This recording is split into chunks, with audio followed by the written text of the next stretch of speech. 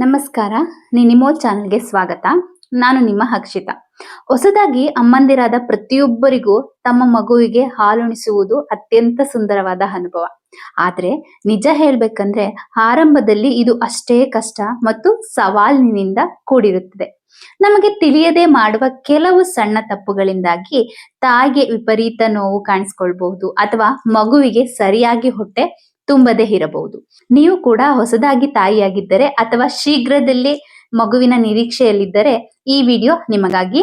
ವಿಡಿಯೋನ ಸ್ಟಾರ್ಟ್ ಮಾಡೋದಕ್ಕಿಂತ ಮುಂಚೆನೆ ಯಾರೆಲ್ಲ ನಮ್ಮ ಚಾನೆಲ್ನ ಸಬ್ಸ್ಕ್ರೈಬ್ ಮಾಡಿಲ್ಲ ಸಬ್ಸ್ಕ್ರೈಬ್ ಮಾಡಿ ಬೆಲ್ ಐಕಾನ್ನ ಪ್ರೆಸ್ ಮಾಡಿ.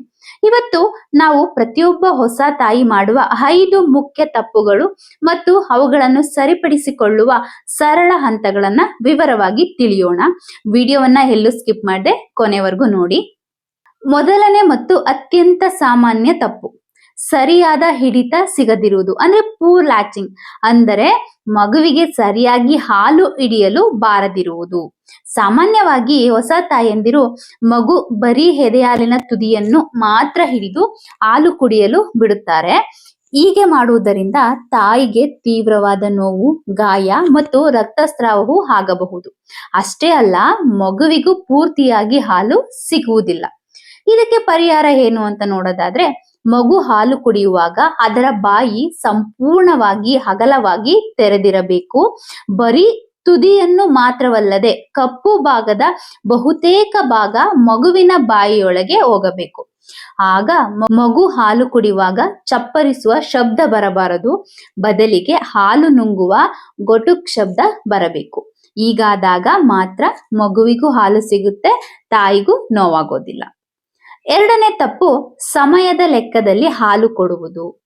ಬಹಳಷ್ಟು ಜನರು ಪ್ರತಿ 2 ಗಂಟೆಗೆ ಒಮ್ಮೆ ಮಾತ್ರ ಹಾಲು ನೀಡಬೇಕು ಅಂತ ಗಡಿಯಾರ ನೋಡ್ಕೊಂಡು ಕಾಯ್ತಾರೆ.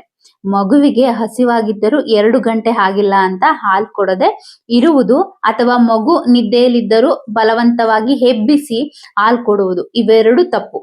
ಇದಕ್ಕೆ ಪರಿಹಾರ ಏನು ಅಂದ್ರೆ, ಮಗುವಿನ ಗಡಿಯಾರವೇ ಬೇರೆ. ನೀವು ಆನ್ ಡಿಮ್ಯಾಂಡ್ ಫೀಡಿಂಗ್, ಅಂದರೆ ಮಗುವಿಗೆ ಹಸಿವಿನ ಸಂಕೇತಗಳು ಕಾಣಿಸಿದಾಗ ಹಾಲು ಕೊಡಬೇಕು. ಮಗು ಬೆರಳುಗಳನ್ನ ನೆಕ್ಕೋದು, ತಲೆಯನ್ನ ಇತ್ತೀಚೆಗೆ ತಿರ್ಗ್ಸೋದು, ತುಟಿಗಳನ್ನ ಸರಿಸುವುದು, ಇವೆಲ್ಲವೂ ಹಸಿವಿನ ಲಕ್ಷಣಗಳು. ಮಗು ಅಳಲು ಶುರು ಮಾಡುವುದು ಹಸಿವಿನ ಕೊನೆಯ ಲಕ್ಷಣ. ಹಾಗಾಗಿ ಅಳುವ ಮುನ್ನವೇ ಈ ಸಂಕೇತಗಳನ್ನ ಗುರುತಿಸಿ ಹಾಲು ನೀಡಿ. ಮೂರನೇ ತಪ್ಪು, ಒಂದು ಕಡೆಯಿಂದ ಇನ್ನೊಂದು ಕಡೆಗೆ ತಕ್ಷಣವೇ ಹಾಲು ಬದಲಾಯಿಸುವುದು. ಹೊಸ ತಾಯಂದಿರು 5 ನಿಮಿಷ ಈ ಕಡೆ ಕೊಟ್ಟು ಈಗ ಇನ್ನೊಂದ್ ಕಡೆ ಕೊಡ್ತೇನೆ ಅಂತ ಅವಸರ ಪಡ್ತಾರೆ. ಆದ್ರೆ ಎದೆ ಹಾಲಿನಲ್ಲಿ 2 ವಿಧಗಳಿವೆ. ಮೊದಲನೇದು ಆರಂಭದ ಹಾಲು. ಇದು ವಸ್ತುವಿನಂತೆ ತೆಳ್ಳಗಿರುತ್ತೆ, ಅಂದ್ರೆ ನೀರಿನಂತೆ ತೆಳ್ಳಗಿರುತ್ತೆ ಮತ್ತು ಮಗುವಿನ ದಾಹವನ್ನ ತೀರಿಸುತ್ತೆ.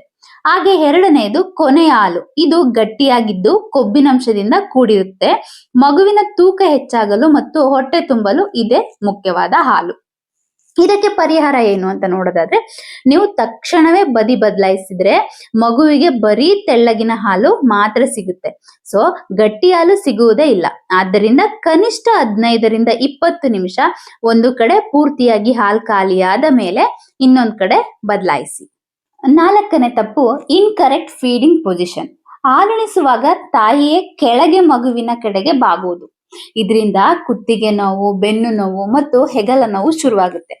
ತಾಯಿಗೆ ಕಂಫರ್ಟ್ ಇಲ್ದಿದ್ರೆ ಮಗುವಿಗೂ ಆರಾಮವಾಗಿ ಹಾಲು ಕುಡಿಯಲು ಸಾಧ್ಯ ಆಗೋದಿಲ್ಲ. ಇದಕ್ಕೆ ಏನ್ ಮಾಡ್ಬೇಕು ಅಂತ ನೋಡೋದಾದ್ರೆ, ಮಗುವನ್ನ ನಿಮ್ಮ ಹತ್ತಿರಕ್ಕೆ ತೆಗೆದುಕೊಳ್ಳಿ ಹೊರತು ನೀವು ಮಗುವಿನ ಹತ್ತಿರಕ್ಕೆ ಬಾಗ್ಬೇಡಿ. ಬೆನ್ನಿನ ಹಿಂಭಾಗಕ್ಕೆ ಒಳ್ಳೆಯ ದಿಂಬು ಅಥವಾ ಫೀಡಿಂಗ್ ಪಿಲ್ಲೋ ಇಟ್ಕೊಂಡು ನೇರವಾಗಿ ಕೂರಿ. ಮತ್ತೆ ಮಗುವಿನ ತಲೆ, ಕುತ್ತಿಗೆ ಮತ್ತು ಬೆನ್ನು ಒಂದೇ ಸರಳ ರೇಖೆಯಂತೆ ನೋಡ್ಕೊಳ್ಳಿ. 5ನೇ ತಪ್ಪು, ಹಾಲು ಕಡಿಮೆ ಇದೆ ಅಂತ ತಕ್ಷಣ ಭಯಪಡೋದು. ಮಗು ಹುಟ್ಟಿದ ಮೇಲೆ 2ರಿಂದ 3 ದಿನಗಳಲ್ಲಿ ಬರುವ ಹಳದಿ ಬಣ್ಣದ ಗಟ್ಟಿ ಹಾಲನ್ನ ಕೊಲೆಸ್ಟ್ರಾಮ್ ಅಂತ ಕರೀತಾರೆ. ಇದು ಬಹಳ ಕಡಿಮೆ ಪ್ರಮಾಣದಲ್ಲಿರುತ್ತೆ. ಇದನ್ನ ನೋಡಿ ಅನೇಕರು ನನಗೆ ಹಾಲೇ ಬರ್ತಿಲ್ಲ, ಮಗುವಿನ ಹೊಟ್ಟೆ ತುಂಬ್ತಿಲ್ಲ ಅಂತ ಭಯಪಟ್ಟು ತಕ್ಷಣವೇ ಡಬ್ಬಿ ಹಾಲಿಗೆ ಜಾರ ಹೋಗ್ತಾರೆ, ಅಂದ್ರೆ ಫಾರ್ಮುಲಾ ಹಾಲ್ ಕಡೆ ಹೋಗ್ತಾರೆ. ಇದಕ್ಕೆ ಪರಿಹಾರ ಏನು ಗೊತ್ತಾ? ಮೊದಲ 3 ದಿನ ಮಗುವಿನ ಹೊಟ್ಟೆ ಒಂದು ಸಣ್ಣ ಗೋಲಿಯಷ್ಟಿರುತ್ತೆ. ಹಾಗಾಗಿ ಕಡಿಮೆ ಹಾಲೇ ಮಗುವಿಗೆ ಸಾಕಾಗುತ್ತೆ. ನಿಮ್ಮ ದೇಹದಲ್ಲಿ ಹಾಲು ಹೆಚ್ಚು ಉತ್ಪಾದನೆ ಆಗ್ಬೇಕಂದ್ರೆ ಮಗು ಹೆಚ್ಚು ಹೆಚ್ಚು ಹಾಲು ಕುಡಿಬೇಕು. ಹಾಗಾಗಿ ಧೈರ್ಯಗೆಡಬೇಡಿ.